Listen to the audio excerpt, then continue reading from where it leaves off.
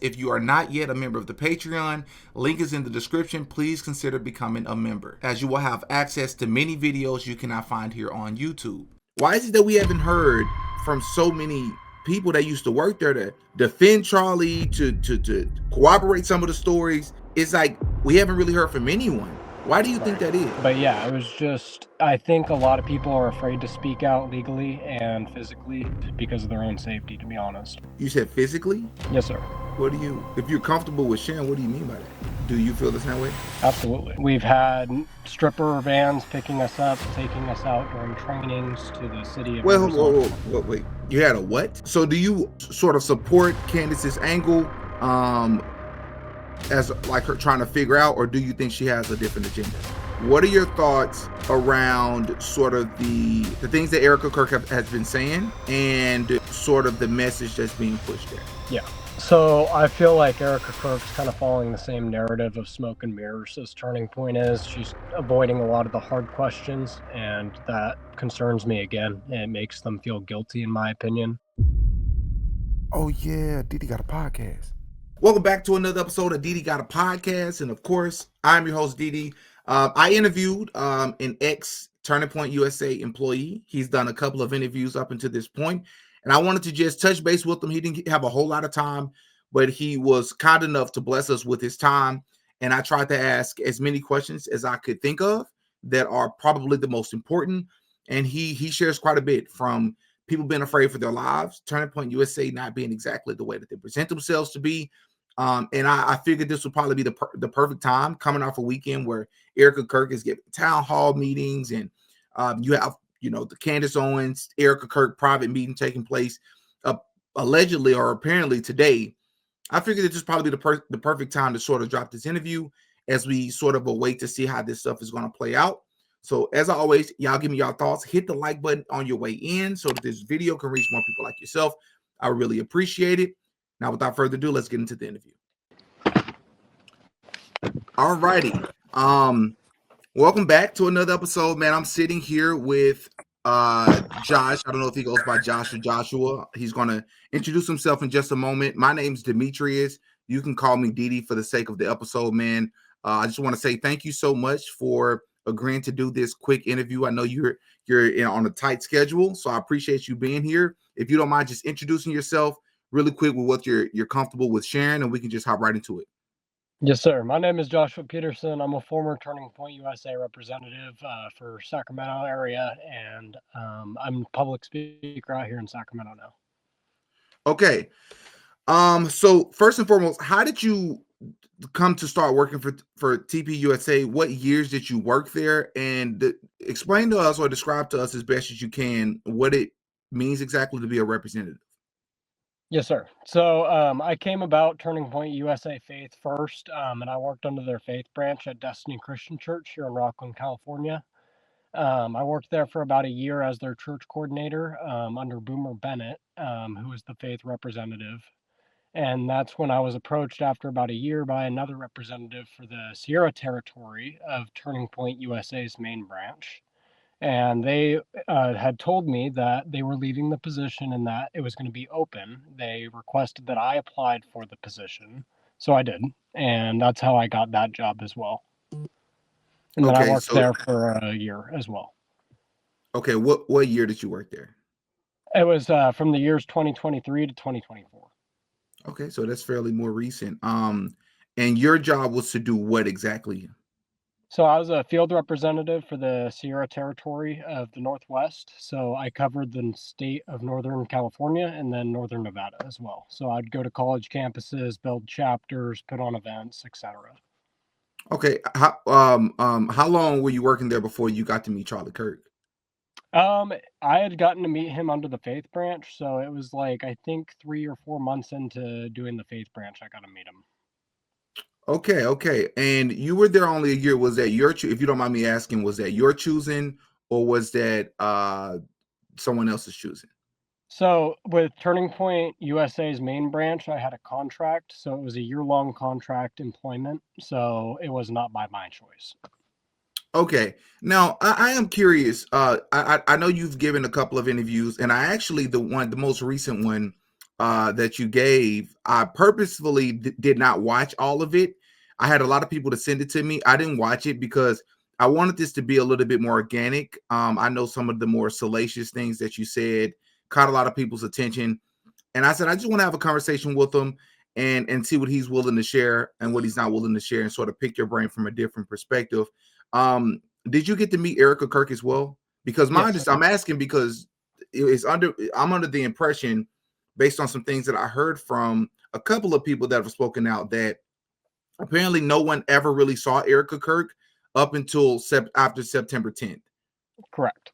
It was a very rare occurrence to see Erica around Turning Point's branches and stuff and at events. It was honestly a very rare occurrence, but she would show up for training annually every year, once a year. She would just show up for the day with Charlie and, say hi to all the new representatives and just welcome them to the company.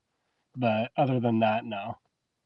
Okay, what would you say was your overall impression of just the rare times that you got to meet Charlie? Because most of us only got to see him via the internet. What would you say was your impression of Charlie Kirk as a person? Yeah, Charlie, he was very charismatic, was the right word to use. He's very, just got an aura around him. He's very kind, very understanding and down to earth, even. He treats everyone like a regular person, which I found very interesting for him because he is a pretty big celebrity. But he was always willing to have small conversations with people and take the time to do that. And I found that very kind to him and very respectful. And I had also met Erica, and at first, when I met Erica, I would agree that she was a very kind person and very respectful. But yeah, Um, Let me see. So you were there from, did you say 2013 to 2014? 2023 to 2024. 2013, 2023 to 2024. So where were you when you first heard the news of September 10th, and what was your initial reaction or takeaway from everything that occurred? Absolutely. I was on my way up to a pumpkin patch, actually. Me and my friends had gone out for the day. And I remember my buddy in the back seat just grabbed my shoulder and he said, "Josh, Charlie's dead." And I remember I instantly stopped everything I was doing and I said, "Okay, what? What?" Like, I was just shocked, of course, as everyone was. And he showed me the video of what occurred. And as soon as I saw that video, I looked at everyone in the car and I said, in a very quiet voice, I said, "He's gone." I said, "There's no way he could have survived something like this." Uh, and that was my initial reaction. I started bawling, of course. I was very upset and sad, and angry as well. I was very angry about what had happened, and I wanted answers. But yeah, Yeah, because just as a reminder, just to take people back, when it first occurred, we were getting mixed reports, but one of the reports, or one of the leading reports, was that he was in critical condition. And so right. many people like yourself looked at him and was like, man, many people hope that that's true. But while simultaneously looking at the video and saying, I would have assumed that that probably would have been instant, and that would later come out that apparently, according to what they told us, um, it was sort of instant, and so he didn't, quote unquote, suffer. Let me ask you, during your time at TPUSA, and I know they have different chapters, and you were specifically at the one in Sacramento, would you say that the organization was what you expected? Because you are a Christian, right? Absolutely. Right. So would you say that it's what you expected, was something a little bit different in a good way or in a not so good way? Yeah. Yeah, I would say that it was a very different company from what I had seen from the persona that they push. They push a very Christian narrative outside of their company to the public, and they put on a very good persona of that. I will say, though, within the company, that kind of disappears and dissipates. We've had stripper vans picking us up, taking us out during trainings to the city of Well, Arizona. wait. You had a what?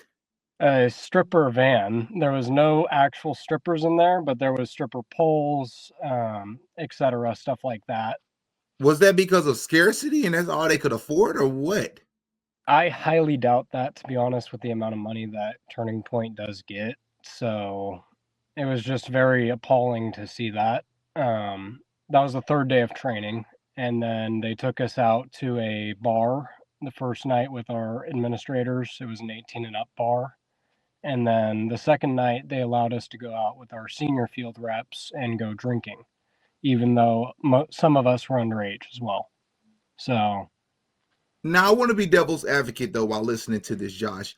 of course. Would you say that this is indicative of the company as a whole, or would you say that this was more or primarily, maybe more so the culture in Sacramento? Now, this training took place in Phoenix, Arizona at Turning Point's HQ. So that's why I would implicate this to the whole company's decision. Do you think this is something that Charlie Kirk knew about? I want to say no, but there is a chance he could know about that. He could have. But I highly, highly doubt that. You said a stripper bus, but there were no strippers, so that's good. Correct. But what would be the Yeah. purpose of that? Was there some sort of suggestions or sort of weird behaviors that was happening on the bus? You know, People were dancing on the stripper poles, not obviously doing stripper dance moves, but swinging around and stuff, dancing to music in the buses, which is another thing. They were playing like hip hop, rap music. I personally just listen to Christian and country music. That's just me. But it was just kind of weird, for a Christian company to put up that.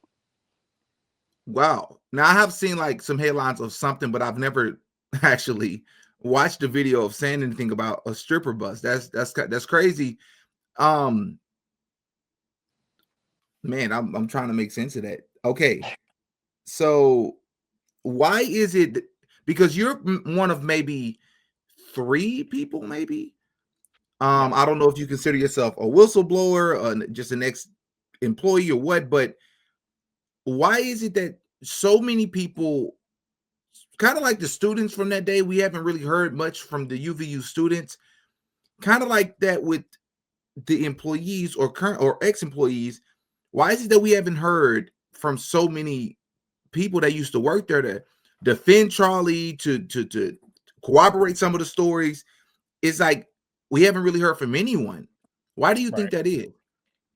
I think that internally, Turning Point has a memo not to talk about it because of the way they've been responding to it so far. And then also, the first day that all field reps get there, they have to sign an NDA saying they can't speak about business practices and employee names at the company. Which another thing that took me aback was that I was surprised by that.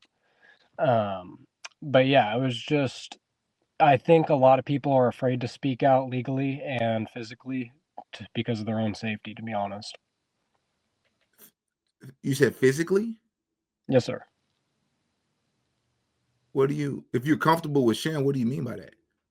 I think that certain field reps that I have spoken to, I have talked to several, and some of them do say that they're afraid for their physical lives if they do decide to speak out against Turning Point because they think that they'll be gone after. Do they, did they sort of elaborate as to why they believe this? Because, and I guess it's a two-part question. And do they still see Of course. TPUSA in a positive light, as I'm sure they probably felt going into the company? Right. I don't think that they look at Turning Point as positively as they did beforehand. And they did not elaborate too much into it. They just said that I feel like my life would be at risk by going back out in the field. So, Do you feel the same way? absolutely.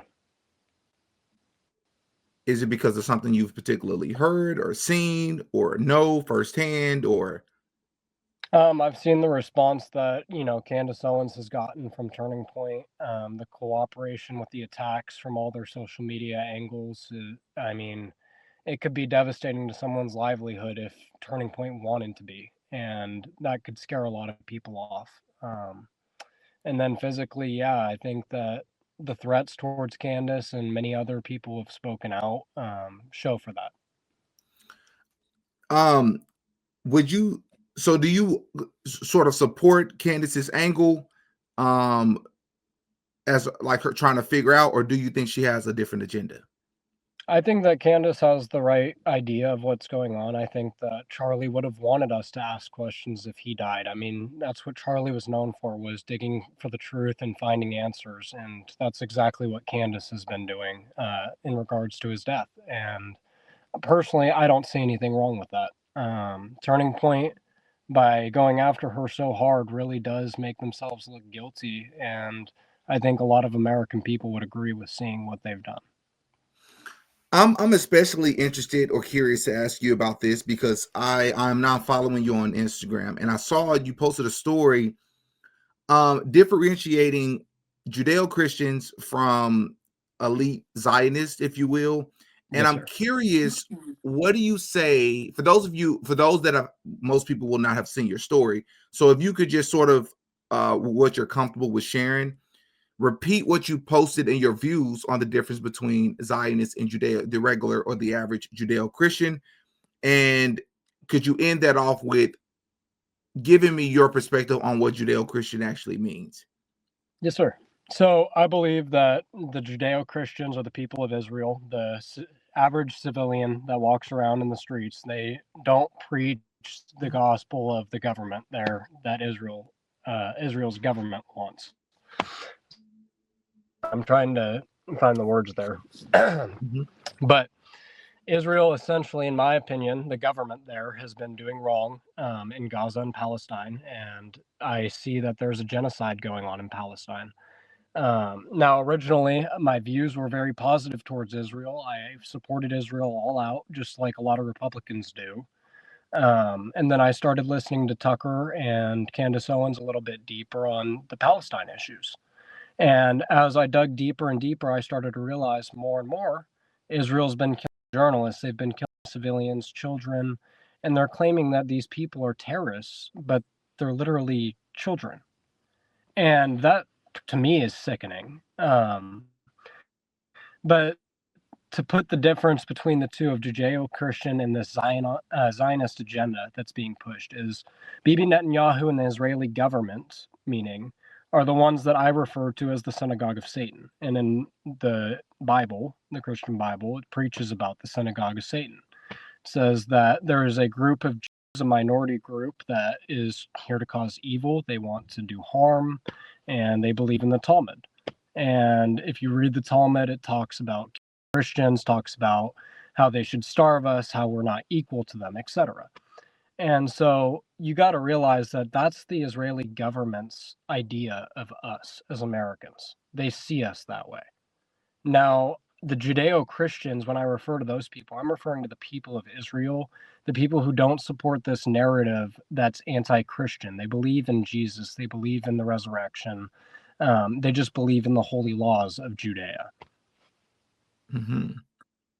Maybe if we ever have a conversation another time, we can sort of dig into that a little bit more because I am of the belief that Judeo-Christian is an oxymoron, and I just say that in respect. Of course. But of course, we can speak about that another time if possible. Let me ask you: at what point did you come to that conclusion or to the realization that what the I don't like to say their name, what that foreign government is doing to the Palestinian people is actually evil? When did you come to that realization? Was it prior to, which I would assume that was prior to September 10th? Yes. And if it is, then how did you feel specifically about Charlie sort of not quite seeing it the way most of us see it? Right. So, yeah, I did notice it before September 10th. I started by noticing the fact that Israel owns a lot of our media companies, and Mm. a majority of them actually. And that just led me into a rabbit hole. I started digging deeper and deeper. I find out that Israelis own all the porn industries in the US. They own a lot of our politicians by paying them out millions of dollars constantly through APAC. And it's very concerning, honestly, for me to see that. Um, can you repeat the question? Sorry, Charlie, like, why is it do you think that yeah. Charlie didn't quite see it the way that we see it? Yeah. I think that in the final days of Charlie's life, in the weeks and coming up to the end of his life, I think he started to think, as many of us do, about the church and what they were doing in America and their influence. And I think he started waking up to what was going on more so. But I did have kind of disagreeing opinions with him for many years about Israel, and or not years, but about a year, we had differing opinions on Israel because I just personally didn't support what they were doing, and Charlie did, up until he started to notice too. Mm-hmm. Now, I know you have to leave soon, so I have two more questions for you. The first Yes, sir. question is Tyler Robinson. Do you believe that Tyler Robinson did this? Do you believe that he did it alone? Do you believe that something else may have taken place that day? What are your thoughts about that entire ordeal? I think Tyler Robinson had nothing to do with it, to be completely honest with you. I think that he had no idea that he was even going to be framed in the first place, to be honest. Um, but yeah, I don't think Tyler did it. I don't think it was a 30-06 that hit Charlie's neck. I think that would be nearly impossible, and any avid hunter would know that. But yeah, I think it was not true that it was Tyler. Erica Kirk is currently making the rounds, and this interview does not and doesn't have to have anything doesn't have to be attached with any negative connotations. I just want your brutal honesty, whichever way that may fall. She's currently making the media rounds. CBS interview being her town hall being the most recent interview that she gave with Barry Weiss, and they sort of addressed over the weekend the quote unquote conspiracy theories, why people do not believe that Tyler Robinson did this, and what they call quote unquote brain rot. What are your thoughts? This is a two-part question, and this will be the final question. What are your thoughts around sort of the things that Erica Kirk has been saying and sort of the message that's being pushed there? Yeah. So I feel like Erica Kirk's kind of following the same narrative of smoke and mirrors as Turning Point is. She's avoiding a lot of the hard questions, and that concerns me again. It makes them feel guilty, in my opinion, since it seems they can't answer an honest question from Candace or anyone else at that point. Um, and I feel like Erica could have done a lot better job of responding to Candace from the start. She could have been like, hey, it's his best friend. You got to understand, she's going to go all out for him, of course. Or she could have been like, hey, Candace, I don't want you to do this, or it's disrespectful. Could you wait? But she didn't. And that really does make me feel like she was wanting this to happen and wanted to see how far it would go. Why do you think? Of course, you wouldn't know the answer. Have you thought as far as to think why she would? Because I had the same thoughts. I was like, well, Candace said early on, the only way I would stop is if three people, my husband, my father, or if Erica told me to stop, and that never happened because she kept going. And now it's not until this past weekend there's a teaser that comes out with where Erica says, "Stop." You wait 3 months to say that when Candace has released this, it almost seems strategic. Yeah. Could you repeat that? Sorry. Yeah, no, it just almost seems strategic that she's waited 3 months to say stop and to start rebutting all the things that people have been saying when she could have did this. And Turning Point USA, like Andrew Covid, right, who's been the representative speaker, these people could have done this months ago. Right. Absolutely. They could have, and they should have addressed it way sooner. And the way that it was addressed was terrible, to be completely honest. Yeah. All right. Well, I know you have to go. Any final thoughts on Turning Point USA, sort of what you think is going to happen with the trial, how you think this whole situation is going to happen? I think it's going to be very similar to the JFK trials. I think that we're going to have a fall guy here, kind of like Orwell. I think was his name. Yeah. I think Robinson is that for us. And I think we got to learn from the past and realize that that's not what's going to happen this time. We can't let that happen again. So I think it's safe to say that you don't trust the FBI, generally speaking. Correct. Yeah. All right. Well, Josh, thank you so much, man. I know you have to go. Yes, I appreciate you. I will talk to you more offline. You take care, and I'll see you around. All right. See you around, brother. Thank you. All right. Well, there's my interview with Josh. And for those of you that are going to say, why did you not ask certain questions, or Didi, why did you not ask him if he believed that Charlie's alive? That's not this type of interview, right? First and foremost, he was kind enough to give me an interview, and because this is not necessarily the easiest thing as I would imagine for him to do, because this is scary. Speaking out, showing your face, people know your name, right? You don't. A lot of us, most of us, don't have the protection that a Candace Owens could afford, and others. So I respect him for that. I'm not here for him to sort of grill him on some of these higher level conversations, which I don't doubt that he's probably entertained these theories and things of that sort. But I wanted to at least touch base, because it hits different when you have a person that's worked for Turning Point USA, that has met Charlie Kirk in real life, that has met Erica Kirk in real life. And even that person is saying she's weird. Something's off. Smoke and mirrors, just like Turning Point USA. That holds a lot more weight. It's not just a random person on the internet like myself looking from afar, because it's easy for us to say things. But when you've met these people and then you see how they present themselves online and in interviews, you're like, that's not consistent with what we saw. It just hits different. So when you get into other theories, such as Charlie Kirk potentially being alive and Freemasonic conversations and things of that sort, it's not fair when he only has 25 minutes to hit him with these three-dimensional conversations and questions, So hop in the comment section. Give me your thoughts. As always, I'm Demetrius. I go by Didi. I'll catch y'all in the next one. Peace.